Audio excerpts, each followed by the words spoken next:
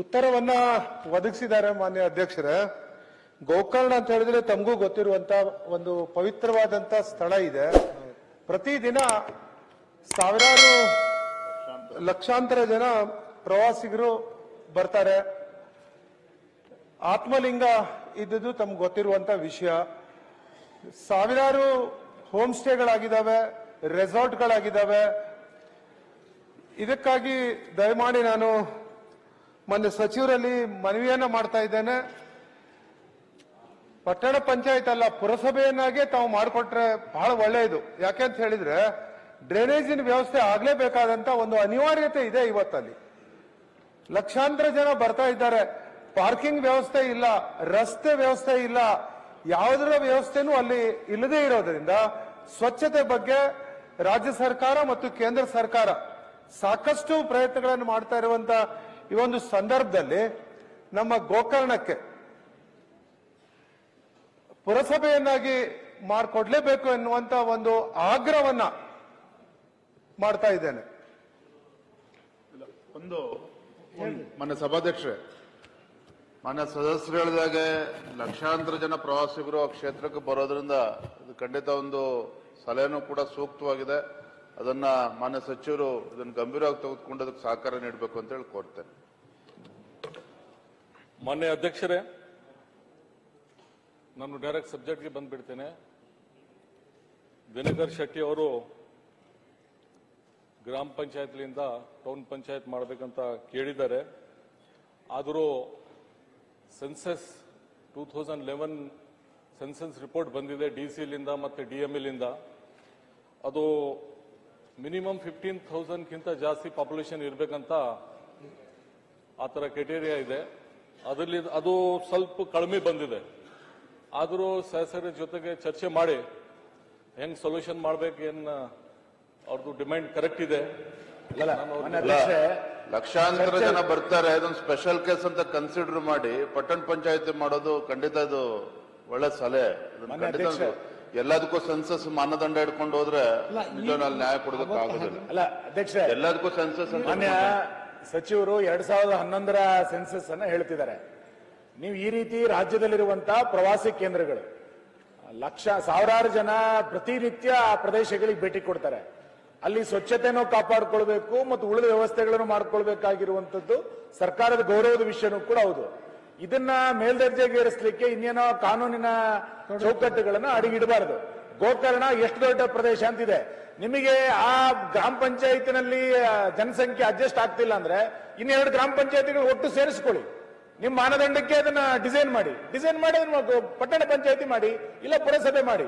ಇಷ್ಟು ದೊಡ್ಡ ಕ್ಷೇತ್ರಕ್ಕೆ ನೀವು ಗ್ರಾಮ ಪಂಚಾಯತಿಯಾಗಿ ಇಟ್ಕೊಂಡು ಅದನ್ನ ಮುಂದುವರಿಸ್ತೀನಿ ಅಂತಂದ್ರೆ ನಿಮಗೂ ಗೌರವ ಬರಲ್ಲ. ಅದರಿಂದ ಏನಾರ ಮಾಡ್ರಿ. ಸನ್ಮಾನ್ಯ ಸಭಾಧ್ಯಕ್ಷರೇ, ಜೊತೆಗೆ ನಮ್ಮ ಕಮಾನಗರ ಹೊಸ ತಾಲೂಕು ಆಗಿದೆ.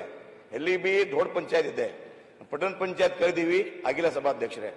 ಅವರಾದ ಬಿ ಪುರಸಭೆ ಆಗ್ಬೇಕು. ತಾವು ವಿಸಿಟ್ ಮಾಡಿದೀವಿ ಸಭಾಧ್ಯಕ್ಷರೇ, ಮುಖಾಂತರ ವಿನಂತಿ ಮಾಡ್ತಾ ಇದ್ದೀನಿ. ಅವರಾದ ಪುರಸಭೆ ಆಗ್ಬೇಕು, ಕಮಾನಗರ್ ಪಟ್ಟಣ ಪಂಚಾಯತ್ ಸಭೆ ಆಗ್ಬೇಕು ವಿನಂತಿ ಮಾಡ್ತೇನೆ. ಮಾನ್ಯ ಅಧ್ಯಕ್ಷರೇ, ಇದರ ಬಗ್ಗೆ ಸಚಿವರು ಒಂದು ಗ್ಯಾರಂಟಿಯನ್ನು ಕೊಡ್ಬೇಕು. ಇದರ ಬಗ್ಗೆ ಒಂದು ಗ್ಯಾರಂಟಿ ಬೇಕು ನನಗೆ. ಕೇವಲ ಆಶ್ವಾಸನೆಗಳು ಕೊಟ್ರೆ ಸಾಲದು. ಇದಾಗ್ಲೇಬೇಕಾದಂಥದ್ದು. ತಮಗೂ ಒಂದು ಗೌರವ ಬರುವಂತದ್ದು, ಗೋಕರ್ಣದ ಬಗ್ಗೆ ತಾವು ಕಳಕಳಿ ಇಟ್ಕೊಂಡಿದ್ರಿ ಅನ್ನುವಂಥದ್ದು ಆಗ್ತದೆ. ಮಾನ್ಯ ಅಧ್ಯಕ್ಷರೇ, ಶಾಸಕರ ಜೊತೆಗೆ ಚರ್ಚೆ ಮಾಡಿ, ಮತ್ತೆ ನಮ್ಮ ಔರಾದ್ ಶಾಸಕರ ಪ್ರಭು ಚವ್ಹಾಣ್ ಅವರು ಹೇಳಿದ್ದಾರೆ, ಅವರಿಬ್ಬರ ಜೊತೆಗೆ ಚರ್ಚೆ ಮಾಡಿ. ಯಾಕಂದ್ರೆ ಇದು ಫೈನಾನ್ಸ್ ಚರ್ಚೆ ಬೇಡ ಮಾನ್ಯ ಸಚಿವರೇ, ಚರ್ಚೆ ಬೇಡ, ದಯವಿಟ್ಟು ಚರ್ಚೆ ಬೇಡ. ಇದು ಆಗ್ಬೇಕಾದಂತದ್ದು. ನಮ್ಮ ಜಿಲ್ಲೆ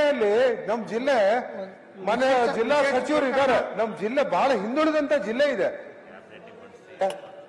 ಇದು ಇಡೀ ರಾಜ್ಯದಲ್ಲಿ ಒಂದ್ ನಿಮಿಷ, ಇಡೀ ರಾಜ್ಯದಲ್ಲಿ ಸುಮಾರು 50ಕ್ಕೂ ಹೆಚ್ಚು ಪ್ರಪೋಸಲ್ಸ್ ಇದಾವೆ ಸಭಾಧ್ಯಕ್ಷ.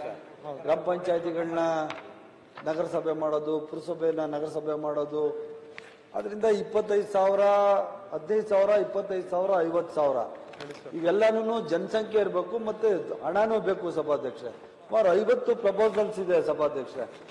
ಮಾನ್ಯ ಮುಖ್ಯಮಂತ್ರಿಗಳು ನಂಗೂ ಮತ್ತೆ ರಹೀಂ ಖಾನ್ ಅವ್ರಿಗೆ ಹೇಳಿದ್ದಾರೆ ಸಭಾಧ್ಯಕ್ಷ, ಹಂತವಾಗಿ ಮಾಡೋಣ ಅಂತ ಹೇಳಿದ್ದಾರೆ ಸಭಾಧ್ಯಕ್ಷ. ಗ್ರಾಮ ಪಂಚಾಯತ್ ಇದೊಂದು ಪ್ರಿಯಾರಿಟಿ ತಗೊಂಡು ರಾಜ್ಯದ ಗೌರವ ಇದೆ, ಪ್ರವಾಸಿ ತಾಣ ಇದೆ, ಎಲ್ಲದನ್ನು ಒಂದೇ ಮಾನದಂಡ ಇಟ್ಕೊಳ್ಳೋದಕ್ಕಿಂತ ಹೆಚ್ಚಾಗಿ ಪ್ರವಾಸಿ ಕ್ಷೇತ್ರ ಇದೆ, ಧಾರ್ಮಿಕ ಕ್ಷೇತ್ರ ಇದೆ, ಅದಕ್ಕೆ ಪ್ರಯಾರಿಟಿ ತಗೊಳ್ಳಿ, ಒತ್ತು ಕೊಡ್ಲಿ ಅಂತೇಳಿ ಮನವಿ ಮಾಡ್ತಾರೆ.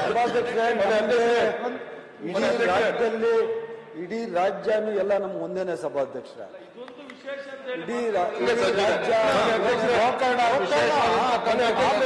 ಆತ್ಮನಿಂದ ದೇಶದಲ್ಲಿ ಎಲ್ಲೂ ಇಲ್ಲ. ಮಾನ್ಯ ಸಚಿವರೇ, ಗೋಕರ್ಣ ಮಾನ್ಯ ಶಾಸಕರು ಹೇಳಿದ ಪ್ರಕಾರ ವಿಶೇಷವಾದ ಪ್ರೀತಿ ನಮಗೂ ಇದೆ ಸಭಾಧ್ಯಕ್ಷರ.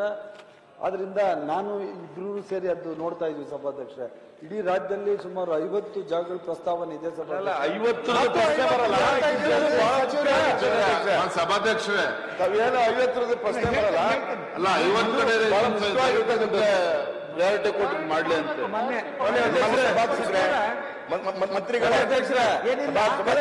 ಗೋಕರ್ಣ 5 ವರ್ಷದಲ್ಲಿ ಯಾಕೆ ಮಾಡಿಲ್ಲ ನೀವ್ ಯಾಕೆ ಮಾಡಿಲ್ಲ ಅಂತಂದ್ರೆ ಕಳೆದ ಸರ್ಕಾರದಲ್ಲಿ ಈ ರೀತಿ ಚರ್ಚೆ ಮಾಡ್ತಾ ಇಲ್ಲ.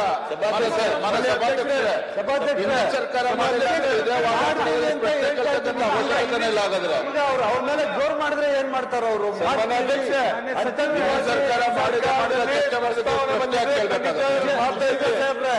ವಿಜಯೇಂದ್ರ ಸಾಹೇಬ್ರೆ, ಅಂತಿಮವಾಗಿ ಸುನಿಲ್ ಅಣ್ಣ ಒಂದ್ ನಿಮಿಷ ಕುತ್ಕೋ, ಒಂದೇ ಒಂದ್ ನಿಮಿಷ. ಯಾಕೆ ಇಷ್ಟೊಂದು ಅಗ್ರೆಸಿವ್ ಆಗಿ ನೀನು ಸರ್ಕಾರದಲ್ಲಿ ಪ್ರಸ್ತಾವನೆ ಪರಿಗಣಿಸಿ ನೀನೇ ಲಾಸ್ಟ್ ಪ್ರಸ್ತಾವನೆ ಬಂದಿರಲಿಲ್ಲ. ಈ ಸರ್ಕಾರ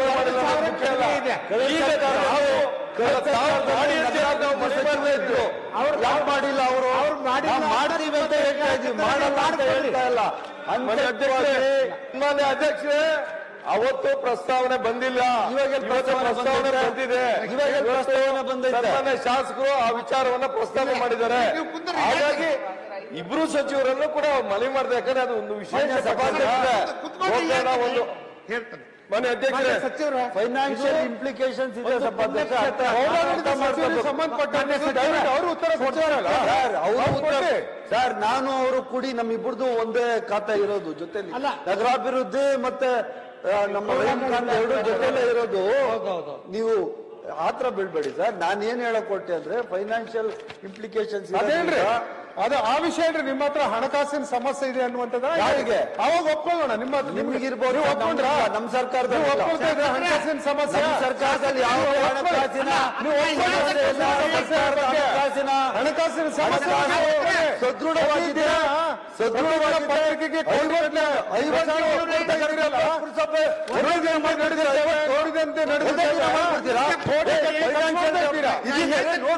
ಸಭಾಧ್ಯಕ್ಷರೇ, ಎಲ್ಲಿಂದ ಎಲ್ಲೋ ಒಂದೇ ನಿಮಿಷ.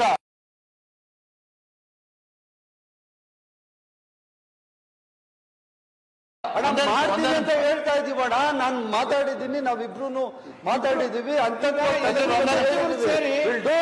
ಅಲ್ಲ ಸಚಿವರೇ, ಮನೆ ಸಭಾಧ್ಯಕ್ಷರೇ, ಸಭಾಧ್ಯಕ್ಷರೇ, ಕಳೆದ ಬಾರಿ ಕೂಡ ನಾನು 6 ವರ್ಷ ಅಂತ ಹೇಳ್ತಾ ಇದ್ದಾರೆ. ಇಬ್ಬರು ಸಚಿವರು ಸಂಬಂಧಪಟ್ಟಿದ್ದು ಅಂತ ಹೇಳ್ತಾ ಇದ್ದಾರೆ. ದಯವಿಟ್ಟು ತಗೊಳ್ಕೊಳ್ಳಿ ಮನವಿ ಮಾಡ್ತಾ ಇರ್ತಕ್ಕಂಥದ್ದು. ಹಿಂದಿನ ಸರ್ಕಾರ ಏನ್ ಮಾಡಿದೆ ಅಲ್ಲ ಸಭಾಧ್ಯಕ್ಷರೇ, ನಿಮಿಷ ಸರ್. ಸಚಿವರ ಮಾನ್ಯ ಅಧ್ಯಕ್ಷರೇ, ಸಚಿವರು ಬಹಳ ಆತರವಾಗಿ ಹೇಳ್ತಾ ಇದ್ದಾರೆ. ಮೊನ್ನೆ ನೀನು ಮಾತಾಡಿದ್ರೆ ಕೂತಿದ್ನ ಇಲ್ಲ. ನೀವು 2011ರ ಸೆನ್ಸಸ್ಸಿನ ಪ್ರಕಾರ ಮಾಡ್ತೀವಿ ಅನ್ನುವಂತ ಮಾನದಂಡ ಇಟ್ಕೊಂಡ್ರೆ ಗೋಕರ್ಣನ ಮಾಡ್ಲಿಕ್ಕೆ ಆಗಲ್ಲ. ನಾವು ಅದಕ್ಕೆ ಕೇಳ್ತಾ ಇರೋದು, ನಿಮ್ ಸರ್ಕಾರಕ್ಕೆ ನಾವು ಮನವಿ ಮಾಡ್ತಾ ಇರೋದು, ಈ ರೀತಿ ಗ್ರಾಮ ಪಂಚಾಯಿತಿಗಳನ್ನ ಮೇಲ್ದರ್ಜೆಗೇರಿಸಬೇಕು ಅನ್ನುವಂತ ಪ್ರಪೋಸಲ್ಗಳೇನಿದೆ, ಅದರ ಜೊತೆನಲ್ಲಿ ರಾಜ್ಯದ ಈ ರೀತಿ ಪ್ರವಾಸಿ ತಾಣಗಳನ್ನು ಕೂಡ ಮೊದಲ ಆದ್ಯತೆಯಲ್ಲಿ ಪರಿಗಣನೆ ಮಾಡಿದ್ರೆ ನಿಮ್ ಸರ್ಕಾರಕ್ಕೆ ಗೌರವ ಬರುತ್ತೆ, ನನಗಲ್ಲ. ಹಾಗಾಗಿ ಶಾಸಕರ ಕಳಕಳಿನ ಅರ್ಥ ಮಾಡಿಕೊಂಡು ನೀವು ಮಾಡಿ 50 ಪ್ರಪೋಸಲ್ ಇದೆ ಅಂತ ಹೇಳಿ ಅದರಲ್ಲಿ ಫಸ್ಟ್ ಪ್ರಿಫರೆನ್ಸ್ ಇದನ್ನು ತಗೋತೀವಿ ಅಂತ ಹೇಳಿದ್ರೆ ಮುಗೀತು ವಿಷಯ. ಅದನ್ನೇ ಮಾಡಿ. ಸುದ್ದಿ ಹಾಗೂ ಕುತೂಹಲಕಾರಿ ಮಾಹಿತಿಗಾಗಿ ಕೂಜಳ್ಳಿ ಟೈಮ್ಸ್ನ ಯೂಟ್ಯೂಬ್ ಚಾನೆಲ್ಗೆ ಸಬ್ಸ್ಕ್ರೈಬ್ ಆಗಿ, ಪಕ್ಕದಲ್ಲಿರುವ ಬೆಲ್ ಐಕಾನ್ ಅನ್ನು ಪ್ರೆಸ್ ಮಾಡಿ.